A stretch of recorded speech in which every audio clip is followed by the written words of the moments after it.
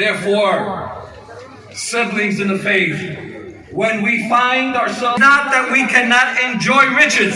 അതിന്റെ അർത്ഥം യാതൊരു തരത്തിലുള്ള ഭൗതിക അനുഗ്രഹങ്ങളും ആസക്തരാകരുത് എന്നതാണ് ഞാൻ ഈ പറഞ്ഞതിന്റെ പൊരുൾ. We may mistakenly believe we've achieved everything and arrived at our destination. എല്ലാം നേടിയെന്നും ലക്ഷ്യസ്ഥാനത്ത് എത്തിയെന്നും നമ്മളിൽ ചിലരെങ്കിലും തെറ്റിദ്ധരിക്കുന്നുണ്ടാവാം. The danger lies in how this mindset can shrink our lives into a self-contained bubble. ഈ ചിന്താഗതിയുടെ വലിയ അപകടം എന്ന് പറയുന്നത് ഇത് നമ്മൾ മാത്രമുള്ള നീർപ്പോളകളിലേക്ക്, കുമിളകളിലേക്ക്, അങ്ങനെ ഒരു ലോകത്തേക്ക് വല്ലാതെ നമ്മളെ ചുരുക്കിക്കളയും. We who are called to experience the transformation of the Spirit of God in every aspect of our lives, ജീവിതത്തിന്റെ എല്ലാ മേഖലകളിലും ദൈവം നമ്മിൽ ഉളവാക്കുന്ന രൂപാന്തരം അനുഭവിക്കുവാൻ നമുക്ക് സാധിക്കണം. we close ourselves to new meanings, fresh ways of living, and deeper connections with those around us. ഇങ്ങനെയുള്ള ഒരു ചിന്താഗതിയുടെ മറ്റൊരു അപകടം എന്ന് പറയുന്നത് എല്ലാ പുതിയ അർത്ഥസാധ്യതകളുടെ നേരെയും എല്ലാ പുതിയ വഴികളുടെ നേരെയും നമുക്ക് ചുറ്റിലുമുള്ള മനുഷ്യരോട് അഗാധമായ ബന്ധം സ്ഥാപിക്കേണ്ടതിന്റെ പ്രാധാന്യത്തിന്റെയും ഒക്കെ നേരെ വാതിലടച്ചു കളയും എന്നതാണ് ഈ ചിന്തയുടെ അപകടം. We may overlook the importance of loving our neighbors or working towards meaningful change that impacts for the good the lives of others. നമ്മുടെ ചുറ്റിലുമുള്ള മനുഷ്യരെ സാരമായി സ്വാധീനിക്കാനും രൂപാന്തരപ്പെടുത്താനുമുള്ള നമ്മുടെ വിളിയെയും നിയോഗത്തെയും ഒരു പക്ഷേ വിട്ടുകളയാനോ വിസ്മരിച്ചു കളയാനോ ഉള്ള സാധ്യതയും ഈ ചിന്താഗതിക്കാർക്ക് ഉണ്ടാകാം. Let us be aware of the moment we start to believe that our needs are limited to the material world.